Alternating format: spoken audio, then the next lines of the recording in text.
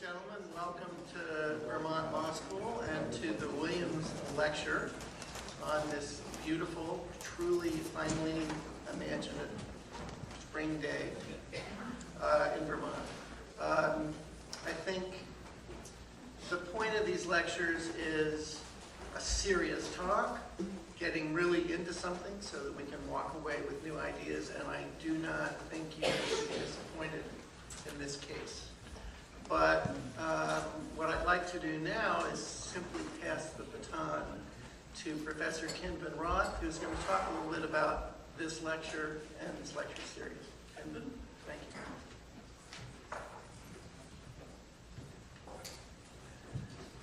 Thank you, Mark. As Director of the Land Use Institute, I'm very pleased to welcome you all to what is the 10th annual Norman Williams Distinguished Lecture in Land Use Planning and Law. Probably not quite the longest title of a formal lecture, but close. Norman Williams was a key figure in the history of land use planning as a legal discipline and in the history of Vermont Law School and environmental law in Vermont.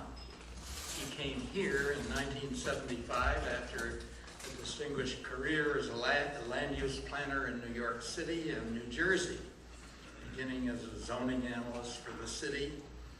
After graduation from law school at Yale, he was director, then chief of the planning process there from 1950 to 60. He subsequently played a lead role in New Jersey's pioneering Mount Laurel decision, in which the New Jersey Supreme Court struck down exclusionary zoning, a decision that last fall was forcibly reaffirmed by that court when it rejected a vigorous challenge to 1985 fair housing legislation that had emerged from the Mount Laurel case. Williams had worked as scholar and teacher at both Rutgers and Yale. His multi-volume treatise, American Land Planning Law, first published in 1974, is a standard work, now in its third edition and still being supplemented. At this law school, Williams played a key role in the founding of our Environmental Law Center and in the state as a whole in the development of the now defunct planning phase of Vermont's Act 250 statewide land use law. He was active at VLS as a teacher until he retired in 1995, and he surrounded himself with the brightest and best of our students. Today we carry on his vision through our teaching in land use, the projects of the Land Use Institute, and through this lecture established by the generosity of our trustee, Francis Yates, in memory of Charles Yates and Anya Yates, who was one of Williams' leading students. The lecture has brought to VLS a succession of leading figures in the realm of land use, broadly understood, among whom tonight's speaker is one of the most luminous and who will now be properly introduced by Melissa Scanlon. Thanks, Kinvin. I don't know about properly introduced, but I am delighted to introduce Professor Lee Fennell. She is a professor at the University of Chicago Law School, which is actually where she originally started her academic career. She was a Bigelow Fellow there and then launched into academia, taught at University of Texas, taught then at the University of Illinois, and eventually now is at University of Chicago. Her teaching and research interests really probe the depths of property law, and I know we have a lot of property students here, towards land use, social welfare law. She gets into state and local government law and public finance. In 2009, one of her books, her first book was published, The Unbounded Home, Property Values Beyond Property Lines, and I do recommend it. It's got a really interesting perspective on the commons and anti-commons and looking at property beyond the fence line. And tonight we're going to hear from her talking about co-location. 3 times, co-location, co-location, co-location. I had to practice saying that quickly. Land use and housing priorities reimagined. So what does co-location mean? It is looking at nearby land uses and land users, and co-location can have an impact on a range of issues from affordable housing policy to eminent domain. She's going to be talking about how to take that idea seriously, and we're looking forward to hearing it. So let's extend a warm welcome to Professor Lee Fennell.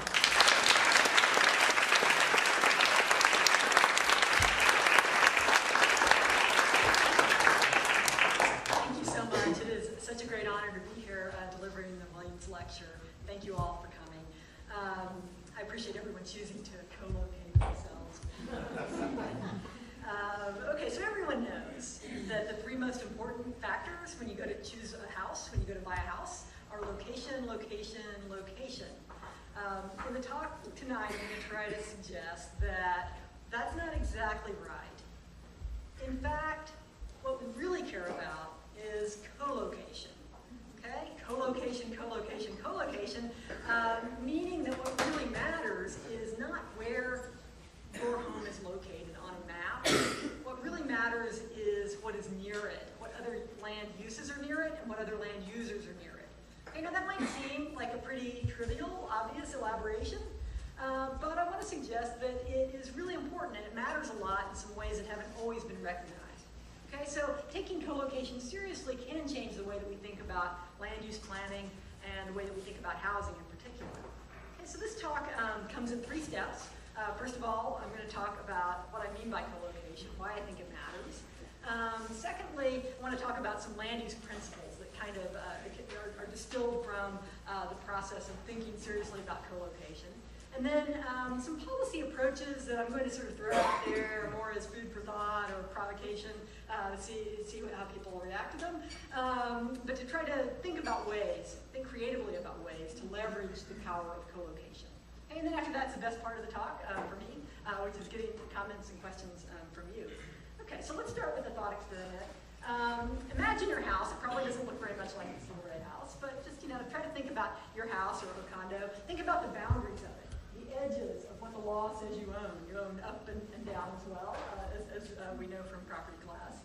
And let's suppose that someone comes along and erases everything around your house. Right? All the stuff that was there, your neighbors, the people who used to live there, they're gone, their houses are gone. All the surrounding amenities, the shops you used to go to, everything, it's all gone. There's a bit of blankness, right? And if this seems too fanciful to you, sometimes something a little bit like this can happen on a little bit of a different scale. This is a nail house in Chicago where we have a holdout here in the center who has this massive project going on all around, and has decided to stay in place. Well, in either of these cases, right, the imaginary case or the real case, something pretty profound has actually happened to your home. Even though it's still exactly where it was, even though its location has not changed at all. It's a really simple point. This kind of air and this structure, this is not your home. This is not fully your home. Your home is really something more like this. It's a profusion of influences. Things that are around it are what really make your home what it is. Okay? So in thinking about this, it's often common to think about co-location and about the benefits of having nearby uses. When we're talking about a place like Chicago, a dense urban area, it's natural to think about what economists refer to as agglomeration benefits, where you have the benefits of bringing a whole lot of people and ideas together in one place. You have jobs that are all in one place, and you have a lot of exciting social life happening in this place. And everyone understands that generates synergies and value. But I want to suggest it's a broader concept than just that, and that it also, this idea of co-location can be important in all kinds of settings, including places of great natural beauty like Vermont. You might think that in a place like Vermont, that the co-location that people are maybe most concerned with is They want to co-locate near the land, near nature, near the mountains. And it might seem like, well, that's really just about picking a place on a map. Those mountains aren't going anywhere. So, you know, it's all about really co-locating. You can call it co-location, but you're really about trying to choose a spot on a map. Well, it turns out that it still matters, right? If you want to enjoy the natural beauty, you have to have the right mix of access to those things, to the land that's out there, to the beauty, the right amount of protection for that. And that's going to depend on what kind of land uses are there and you know, what people are doing nearby. Okay, so the idea is it's a very broad one, and it has relevance beyond just urban centers. Okay, now the law, of course, is deeply involved in this issue of dealing with co-location. However, it seems to have mostly gotten involved. In most cases, the focus is on trying to stop land use conflicts from happening. Okay, so land use conflicts, incompatible uses, those are examples of co-location failures, those are co-location problems. Here's a classic example that Ronald Coase focused on from London in the late 1800s, a classic co-location fail where we had two incompatible land uses. We had Dr. Sturgis, who was trying to run a practice here in the Red Box, and we have a confectioner nearby. I tried to put some relatively near to the same period confection making equipment here to give you an idea of the fact that candy making, although it sounds kind of simple and like low impact, actually I used quite a bit of heavy equipment. And so there was candy making going on by Mr. Bridgman in the yellow area here. And everything went along perfectly well until Dr. Sturgis decided to add a consulting room here to see patients, and it brought it right up against the wall of the place where the candy was being made. This turned out to be understood as a nuisance, even though the doctor was sort of the one who added the ingredient that made it a nuisance, somebody nearby to be bothered. And so we have these kinds of instances where the law comes in and says, well, we're going to try to deal with incompatible uses by saying which one of them wins out. And we similarly have this idea that's articulated when we get to zoning, we get to the Euclid case where the U.S. Supreme Court upholds zoning. Talk here about incompatible land uses in the process of defending zoning. And it says, you know, look, it's maybe just the right thing in the wrong place. A pig in the parlor instead of the barnyard. Okay, so a co-location problem, the pig is fine, the parlor is fine. It's the combination, right? So this is a well-understood aspect of co-location problems, but I want to suggest it's only part of the story. Okay, so when we think about how to increase land value, when we think about how to make the places that we live better and more valuable, one thing we can do is exactly what I was just talking about. We can keep apart or break apart incompatible uses. We can try to keep them in different areas, different zones, something like that. Okay, so if we have the red use and the blue use here that are incompatible with each other, we can sort of build a wall using zoning law or whatever. Keep them apart. Okay, this is only one way, though, that we might be able to increase land value. The other way is by putting things together that are complements to each other, that together have synergies, and that together can produce more value. Okay, so here is just sort of a little simple example. If we have two blocks that may be separately or less valuable than if you put them together. Okay, so this is a very simple idea, but land use law has not been as good at trying to get people to generate positive externalities, positive synergies from having uses put together. It's focused more on the sort of negative idea of keeping things apart. Okay, and it turns out that this second idea of putting complementary things together ends up being really important. And it ends up being important in some ways that also matter for how we think about conflicts as well. Okay, so I want to just run through three principles that I think kind of come out of thinking about co-location. And one is just that chunks matter. By chunks, I mean the idea, as we just saw in the previous slide, on the bottom line, putting together things into chunks so that they're more valuable, putting together chunks of uses. Okay? And then sort of a corollary of that is we want to find ways to coordinate to allow those kinds of valuable compilations of uses to happen. And similarly, some of the most interesting conflicts we run into with land use have to do with conflicts between different sets of uses, different chunks, and I'll say what I mean by that as we go along. So just to emphasize the point that chunks matter, here's a very simple little graph that is meant to depict how a bridge generates value. Okay, I'm just thinking of a regular bridge over a river. Okay, if you have a river and it needs 10 segments of bridge to span the river, well, having 9, here's how much value the vertical axis here is showing how much value there is. All the way up through the first 9, you don't get anything valuable. Okay? You have 9 segments, you still have a gap, there's not a full bridge, it's not very useful. It might start to be a little bit valuable to someone as like unusual urban art. Or something that you could film car chase scenes on, because you can make the car go airplane.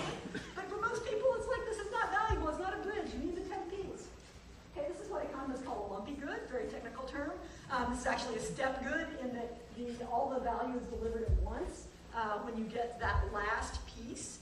And it turns out that some land uses are, in fact, like this. Okay, so some of them are not exactly like that. The ones that are most like this are things like highways, right? Where you need all the pieces of the highway in order to drive down it. But sometimes we might say that we have uses that generate value in a lumpy manner, but not in exactly this way. Okay, so here's an example of maybe the way a shopping district. And here I'm thinking of segments, a symbol being how many shops do you need to put together to make this a lively shopping district? Well, we don't know. I'm just sort of making up this curve, but maybe it's the case that the first few shops, it's kind of like just a sad little district that no one goes to, and it's depressing, and it generates almost no value. Maybe after you have lots of shops and everyone goes, if you add the 9th or 10th, it doesn't maybe do as much, but kind of in this region, in the middle, this is sort of where you are achieving a critical mass, where you're really starting to add uses together in a way that makes this be a lively place that people want to be. Okay? So when we think about this idea that chunks matter, we start to think about land use planning. We want to think about what kinds of tools we can use that allow things to get put together that are going to be complementary in this way. Okay, now it's not just development that has this feature of potentially being like a bridge or being lumpy. Okay, there's other things where the amount of value depends on exactly how you put them together. An example is just a neighborhood that's been here for a long time, perhaps. It doesn't have to be something that was all developed at once. It might be that the neighbors come to enjoy being near each other, and maybe it has a curve that's a little bit like this, where if you start to break it apart into subsets, it becomes a lot less valuable than before. Okay? And even to take a more extreme example that doesn't involve development, habitat. For animals, right? It may be, this is just a map that was put together by the Mad River Valley Planning District here in Vermont, showing some areas where there's contiguous habitat currently, with the darker blue being larger contiguous areas. Okay? Why does it matter whether it's contiguous? Well, it turns out, I guess, I'm not really a habitat expert, but it turns out that having a lot of fragmented edges and so on means that it's less good as a habitat than if you have a big bunch put together. Okay, so another example where being able, when we think about land use planning, we want to think about how these different chunks of value deliver value, right? Whether we're talking about a shopping district we want to put together, whether we're talking about habitat we want to keep together. Okay, so in thinking about how to achieve that, how do we go about doing that? Well, one point to keep in mind is that people may not be able to achieve these synergies just sort of on their own, right? Acting independently, it may be hard to achieve the kind of coordination that would be required to generate the kinds of value that we're trying to get. So let's take a simple example here. This is borrowed from Land Use Control textbook written by Bob Ellickson and Vicki Bean. One of the examples that they give is, let's suppose that there's some area in Northern California where currently the area is all vineyards, a picture on the left, okay? And let's suppose that it would be more valuable. They're just positing this, for example, let's suppose it's going to be more valuable if you turn it into all housing, okay? Well, it might be the case that it's only going to actually make the shift complete from vineyards to housing. Okay, so I tried to draw a graph to show this. You cannot blame Bob or Vicki for this graph because they didn't make it, but I did. If you think about the transition, what percentage of this area is residential? The path might look something like this. By which I mean, as it becomes, as we start to add houses into a vineyard, right? It might be that when we just add a few, when we're kind of in this dip area here, when we've added some houses, but we still have some vineyards in this region, it might be kind of the worst of both worlds. It might be that the houses are kind of not close enough to each other. There's no infrastructure for them. There's no places for people to shop. There's not a critical mass that would make it be like a place where it would really sustain kind of a neighborly atmosphere. There's all these vineyards in the way. And then from the standpoint of the vineyards, there's all these houses in the way. No one can enjoy going on a wine tour because we're constantly running into houses. Okay, so it might be that it's bad, but then if we could get all the way to 100%, maybe it would be better. Okay, so that's going to require some kind of coordination in order for that to happen.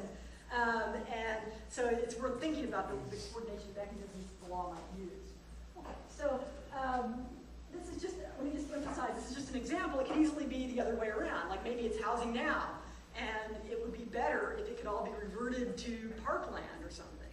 You know, think about a case like Detroit, where you have areas where there's a lot of vacant houses and maybe interspersed vacant lots. It might be that the whole area would be better if we could totally shift it to being parkland, right? But it may be that we need to make that shift total for it to be worthwhile. Conflict also matters. This is my best picture of conflict I could come up with, which is just to emphasize that when we're thinking about how things generate value, some of the most important conflicts we run into, it helps if we think about them as chunks of value. They're in competition with each other. Okay, so if we have a highway that someone wants to build, you know, you're going to need all the segments of the highway. You're going to need it to be a contiguous line of highway for it to be valuable. Maybe it means breaking up a neighborhood. Okay, so the neighborhood may be delivering a chunk of value. Splitting it up may be really damaging. Splitting up the highway would be really damaging, right?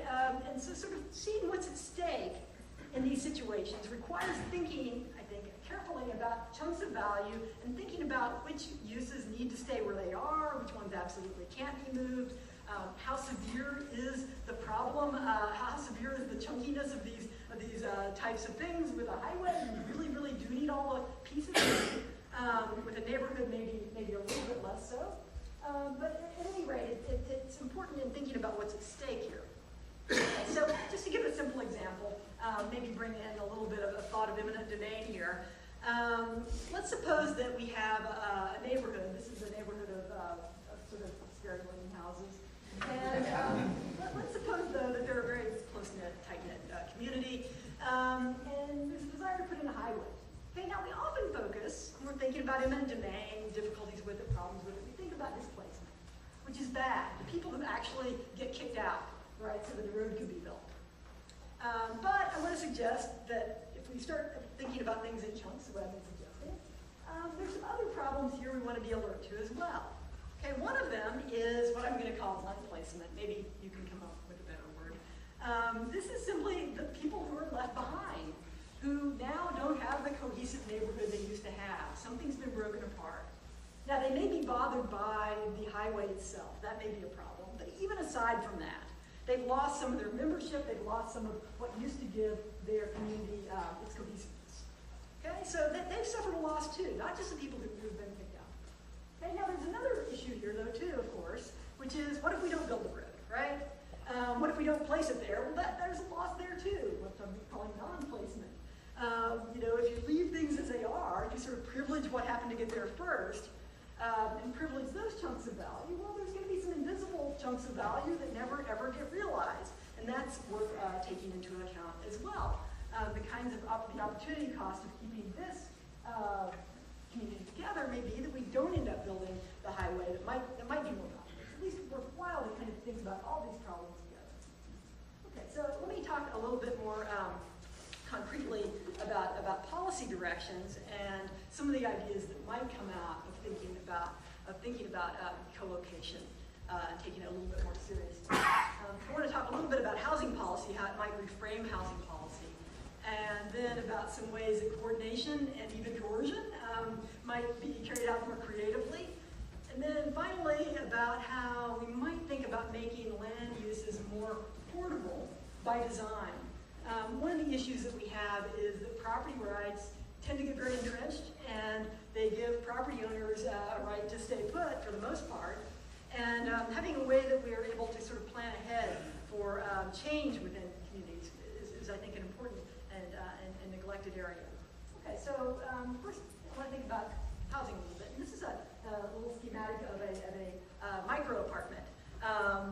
This is one that was developed in a stylized one that was developed in San Francisco. There's the model unit. And it's about 160, I think 150 square feet of living area. It's about the size of a suburban parking space inside. Okay, these have become, this idea of having micro apartments, very small living spaces, become popular. There's been experimentation with it, not just in San Francisco, but also talk of trying to do this in New York. There was actually a design contest surrounding doing micro apartments in New York, and then in Boston as well. I think that they started to do this too. Okay, so one of the things that comes up as a legal question is typically zoning requirements would not allow there to be spaces this small for people to live in. This wouldn't be a legal unit. And so the question is, well, should those things be loosened? Is that something that's a good idea or a bad idea? And here is where I think the idea of co-location can maybe be informative. Okay? We have these, they're very cleverly designed. They have all these things where like tables fold out of the wall, and then the bed folds out, and then the couch folds out, and everything has to fold back up so the next thing can fold out. But one question that you want to know is, well, okay, this is a home. What functions is this serving in the person's life? There's a lot of functions that a home could serve, but that might also be served outside of the private living space. Okay, so you think about a home as potentially being a place where you entertain guests, where you throw parties, where you have guests over to stay with you, where you might be raising children, where you might be you might have recreational opportunities within a home. You might be preparing meals. You might be doing a variety of things. And so one question is, well, how much time are people going to be spending in these units? Are they going to be getting out much? Or some of the things that we traditionally, or at least often, have put inside the home going to be available in the surrounding community? Okay, so questions about what kinds of opportunities there are for recreation nearby. That turns out to be important housing policy when we start to ask questions like, is this a good idea to have people live in spaces that are this small? Well, it depends on what else is supporting that life. Are there places outside where they can socialize, is there ready availability of places where they can store belongings that won't fit in this tiny place? And so those kinds of questions, I think, end up being important to the consideration of whether we want to relax rules that say how small is too small. Now, if this seems small to you, just to give you another example, it's possible to have an even smaller living space. These are capsule hotels in Japan. They were originally designed for businessmen who had just they missed their last train home, and so they would just stay overnight. But then some people who fell on hard economic times started living there longer term. Okay, now this is a very tiny private space, but of course, the assumption must be that a lot of the things that you might normally do in your home, like sitting around and watching TV, or reading a book, or eating a meal, or a lot of other things, right, are going to happen somewhere else. And so the question is, well, what's nearby? What kind of facilities are available, either within this capsule hotel itself or in the surrounding community? And again, these things are housing policy. To give you a little concrete example of this, this is just a neat little graphic I found that had been put together by someone who took some data from some kind of an app that tracks where people run. And this is just a couple of examples, Chicago and Boston, that tries to show where people like to run. My suggestion is that when we think about housing policy, we should be thinking not just about the units people live in, but things like this. Are there places nearby that people will like to run? If we're talking about people being in units that are too small to have any kind of interior recreational opportunities, we might be interested in this. It turns out, as you can kind of see from the picture, that people like to actually run near water. That's one of their favorite things. So in Chicago, you can see this is Lake Michigan. I don't know Boston quite as well, but it looks like that they sort of go along the Charles and other bodies of water here. And this is an important factor if we think that people have preferences about where they're going to exercise outside. This might tell us something about where it makes sense to place housing, whether putting housing near these areas would make sense. Okay, so let me mention another kind of aspect of housing policy, which is relevant to the question of kind of where people locate themselves over the life cycle. So this is what's called a Laneway House in Vancouver. These have recently been approved under the zoning in Vancouver. And these are what would have traditionally been just garages that are behind. You can see in the background, these are regular single-family dwellings here with the sort of peaked roofs. These here were garages that were in the alley, but it's recently been approved that they can be turned into small units. Okay, now this is interesting because it provides this sort of auxiliary space that might make housing more flexible, that might let people stay in the same community, perhaps, if they decide to downsize to a smaller unit. Some people are getting these built so that they might move one day when they're empty nesters out of their house and into this and maybe sell or rent out their primary residence. Again, interesting to sort of think about the ways that this might add flexibility to housing. San Francisco, I think, just approved recently, maybe last week, in-law units, which would be that you could rent out. And that would be a similar idea, a way of kind of building in more density, more different housing types that might let people stay co-located with the same community over the life cycle without having to go to some entirely different place. Okay, this is sort of another variation on that theme. The idea of having a single-family house that you might be able to subdivide into separate units and sort of reconfigure it as your life goes on, as family members are added, or as people leave the household, be able to sort of reconfigure and change it by having a set of different units that can be configured in different ways. And again, if you add flexibility like this, it might be that some of the things that are important about staying in a community over the long haul, you could achieve those, even if you don't need the exact same kind of housing over time. Okay, so I want to talk a little bit about some strategies for trying to coordinate. Because I mentioned before, when we're talking about trying to put uses together, we want to make sure that we're able to kind of do everything that we need to do this at the right scale so that we get the gains we want. One way we can try to do that is we can just have land use controls that try to make it happen, right? Now, of course, a problem with that is sometimes it's hard to kind of make people generate positive benefits for each other. And it may be that we don't always want to do everything through command and control. So some other possibilities are, one that's been explored recently in the literature, is we might think about making our cities a little bit more like a shopping mall model, where you'd actually have developers that would own some chunk and be able to configure what would give value to that chunk. Okay, well that might be appealing in some cases, but it might also be that seems like maybe concentrating ownership a little bit too much. There's actually one economist, Peter Colwell, who raised the idea that if you just made people buy land in big enough pieces, you wouldn't have to have zoning at all. If you made everybody buy a minimum amount of land of 640 acres, then you wouldn't have to zone anything, right? Because they'd have to manage it internally. You'd have rules about what they could do on the edges, and that would have to be it. And now that may be not very realistic, right? So what else? One other thing we could do is try to work with prices, right? This is often how we get things done, is by using prices to coordinate people's behavior. And so here we might think about things. This is some examples that exist out in the world now about having there be bonuses if you manage to put together a very valuable chunk. Okay, so one example that's out there is Oregon has a conservation reserve enhancement program where if you put together, if you as a private landowner can put together enough, I think it's 50% of a 5-mile stream that you are allowing conservation conservation efforts to happen on, then you get paid a lot more than you would proportionately for different segments of that. Okay, there's been talk of doing a similar thing for habitat, trying to incentivize landowners to work together to create bigger blocks that are more valuable by giving them bonuses that reflect that value. Okay, it's a simple idea, but it hasn't really been implemented in too many cases yet, and is an example of the kind of thing where we might use prices.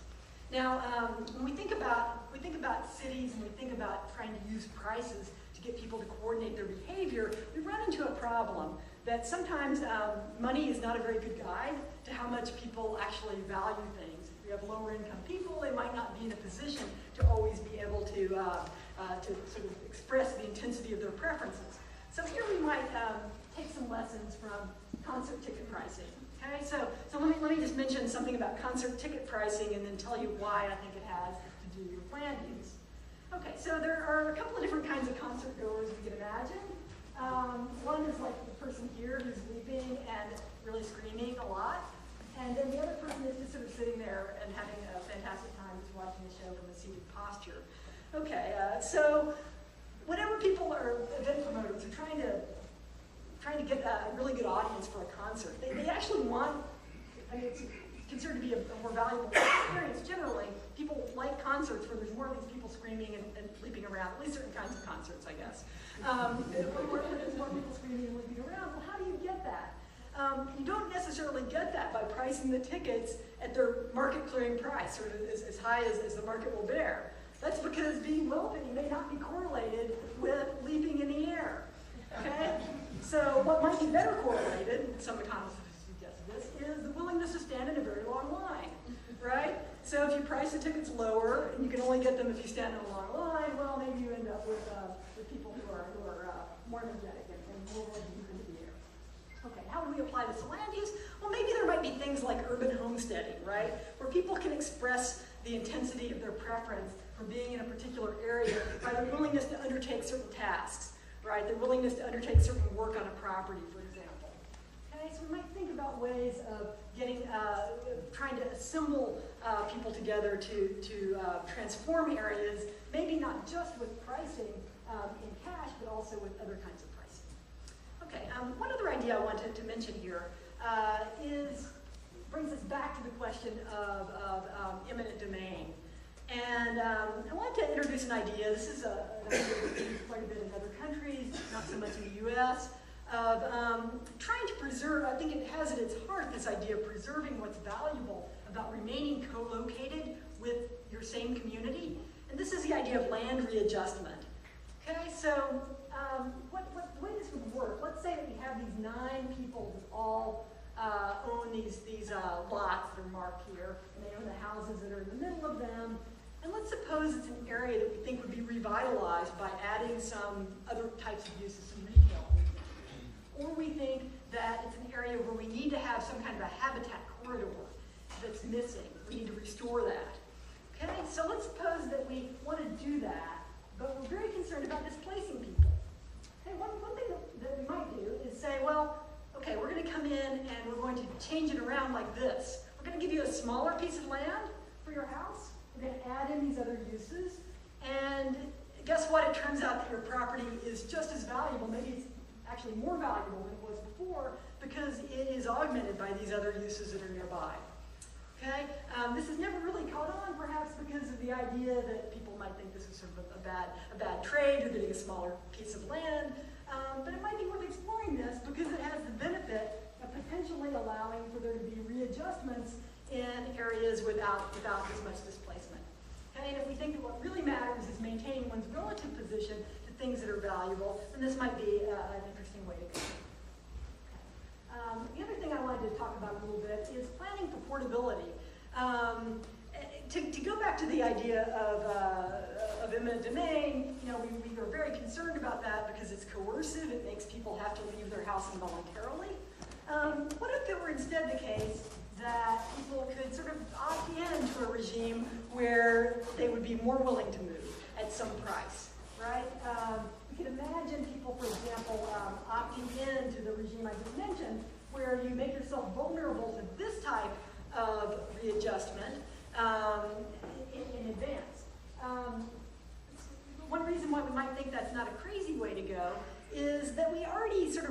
recognize instances where having portable uses that are temporary can be valuable. Okay, this is something that's now being tried in Cleveland to try to revitalize, to add in areas that are known to, that need some development, and we might just add in some uses that are by design temporary to either experiment with them or just to kind of generate excitement in a way that we might sort of make the city a bit more like an art gallery.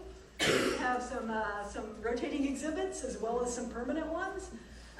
We have also the idea of a very configurable piece of urban life, the food truck, which sort of takes the idea of portability to a whole other level.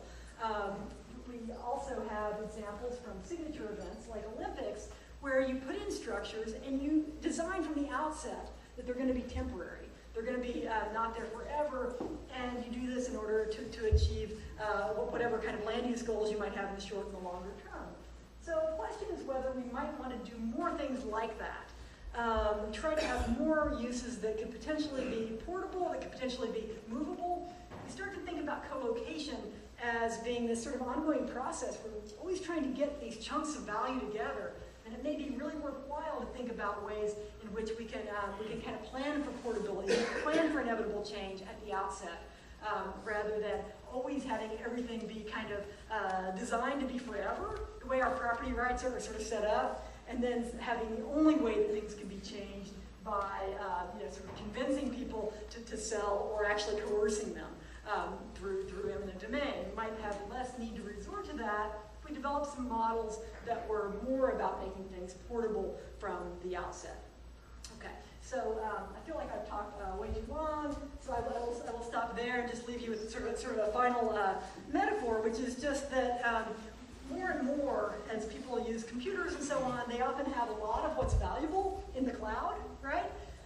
We might think about about where we locate in our communities what's really valuable.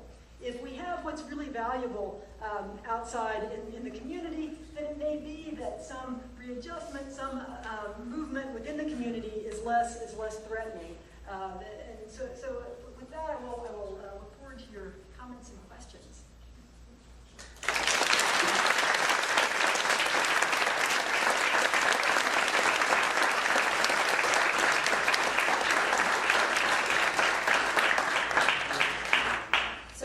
It up now to a couple of questions. If you have a question, why don't you make your way over here to where I am with this mic, and just stand here and we'll pass it through the line. While we're waiting, I'll open with the first question. I thought your talk was fascinating. One of the things it raised for me was an association with a proposal in Milwaukee that has a lot of blighted properties. On any given day, 200 properties need to be torn down. And so there's a proposal to promote urban food growing in places with these blighted properties and homesteading, basically deeding the property over to an urban farmer who would then convert it into food and co-locate that food closer to the market. And I'm just wondering if those kind of ideas are actually being implemented anywhere. I'm not sure to what extent they are. I know that there are places where they're trying to make a lot of use of the vacant lots and trying to do things that are like that, like bringing in community gardens. In some cases, just trying to get the lots back to some kind of like making them into wildflower gardens and things like that. Yeah, I was at a conference at Notre Dame, and the mayor of South Bend was there, sort of talking about some of the challenges that they face, and it seemed like a lot of what they were doing was like this, to try to think of things that would be viable to do kind of on a small scale like that. But I don't know how much of it's actually been carried out. And I guess a question that I have about it is whether it ends up being more valuable to try to look for things that kind of fit on the individual vacant lots that we have, or whether it would be better to come up with some kind of a way of trying to aggregate a larger amount of land to do something with. And I think it's an open question, sort of an empirical question, what's going to be more valuable. But the piecemeal approach has the benefit of it not displacing the people who are already there. Again, it comes down to this question of what's kind of the right scale for these things. so much for your talk. So you talk about, I was really interested in the piece about moving communities as a whole. Yeah. And I was wondering if you could just explore that a little bit more as a possible solution for environmental justice situations, where you have, say, a sewer plant that's being dumped in the middle of the neighborhood and all of the houses are being evicted and people have to move. This happened in the city of Syracuse, and everyone was relocated, but in a very dispersed way. So I'd love to hear your thoughts on how that might be done better. Yeah, thank you. Absolutely. I think that a lot of what is damaging about displacement, a lot of the things that we think of as being kind of harmful about it, have to do not so much about being wrenched away from the physical place, but the fact that your community is broken up. So I do think if there are ways to think about this as cohesive units, I think that could be helpful from a couple of perspectives. One perspective it's helpful from is that when somebody is contemplating something like putting in the kind of facility that you suggested that's going to require displacing people, that they think about it as being an endeavor where part of the way that they would have to absorb the cost is by actually keeping this cohesive unit together, moving it together, and so on. And I think that should be part of the decision calculus. We think there's a lot of value that's actually generated by that. I'm not sure that it gets made up for by simply giving people more money, more relocation bonuses, and so on. Again, it may depend on people's personal preferences, but I think that the more that we think about the value being generated by the proximity to the people that you were proximate to before, the more it makes sense to think about ways to make displacement less displacing in a sense. Hi, I'm wondering if you could talk a little bit about how you feel historic preservation might fit into this idea of co-location, because historic buildings themselves are very adaptable to new uses, but the built environment and the cultural landscape is very permanent, and I'm wondering how that's compatible with the idea of flexibility and portability that you've been discussing. Yeah, thanks. I've thought a lot about that. It's an interesting question. In a way, you can kind of understand historic preservation as this desire to kind of co-locate with the people of the past, in a sense. It's like it becomes really important to remain rooted in the place because that's where the people were before they were using the buildings in a certain way. And I agree with you I agree with the idea that it can potentially impede the ability to repurpose things or to add flexibility in various ways. And so, I think that these are really hard normative questions, but that it's important for people to confront. I think it's important for people to confront what it is that is being displaced implicitly when you privilege leaving things that happen to be there first or that happen to have gotten a coalition around keeping them just as they are in place.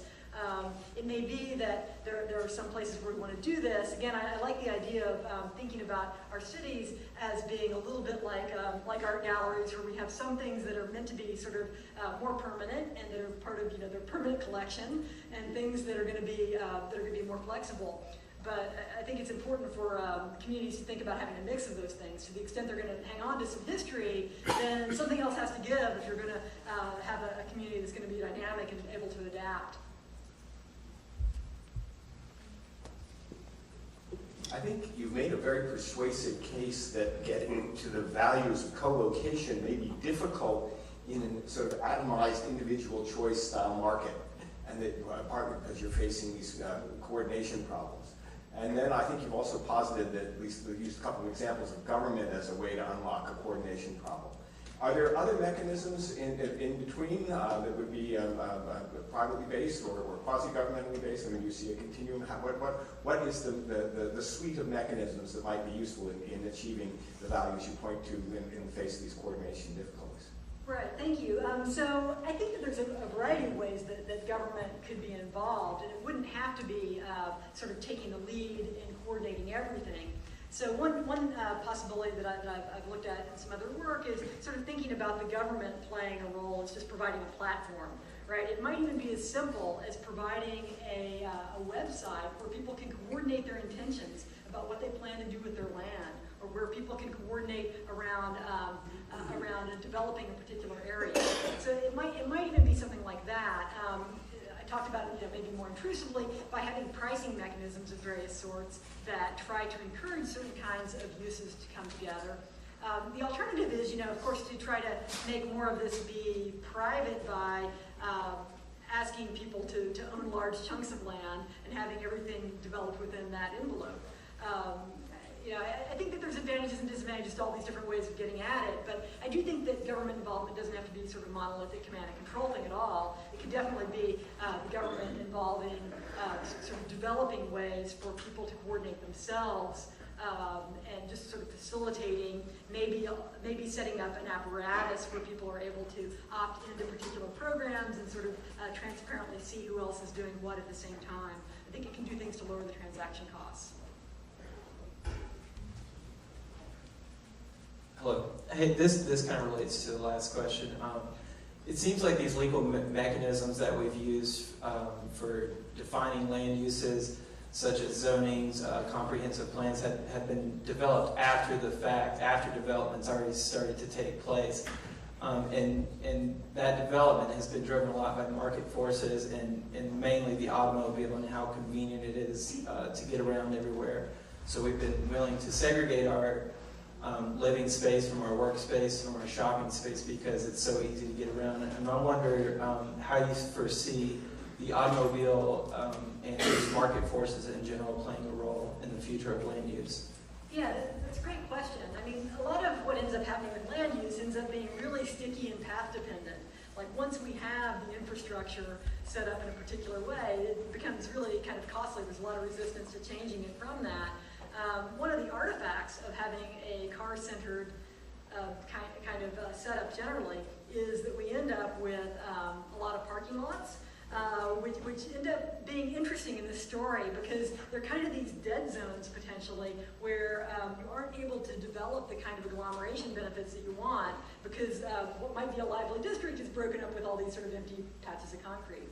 So I mean, I think there's ways to try to mitigate those issues potentially by putting parking underground, doing other things, but it doesn't really alter the fact that a lot of the choice set that we have now about where to go is shaped in significant part by where we've been and the fact that we have things set up already. And I don't have any easy answers for how to kind of overcome that other than just to recognize that there's nothing sort of magical about the fact that we already have this in a particular way. I think there's a tendency, given the way that property rights are and their sort of seeming permanence and being forever and perpetual, that we tend to resist thinking about changing things around, but it may be that the costs are greater of leaving things leaving things in the way that they are. I think the more that we're able to do some coordination that puts together valuable chunks, maybe valuable densities in some places, the more realistic it may seem to bring in other kinds of alternatives, like mass transit or whatever it might be.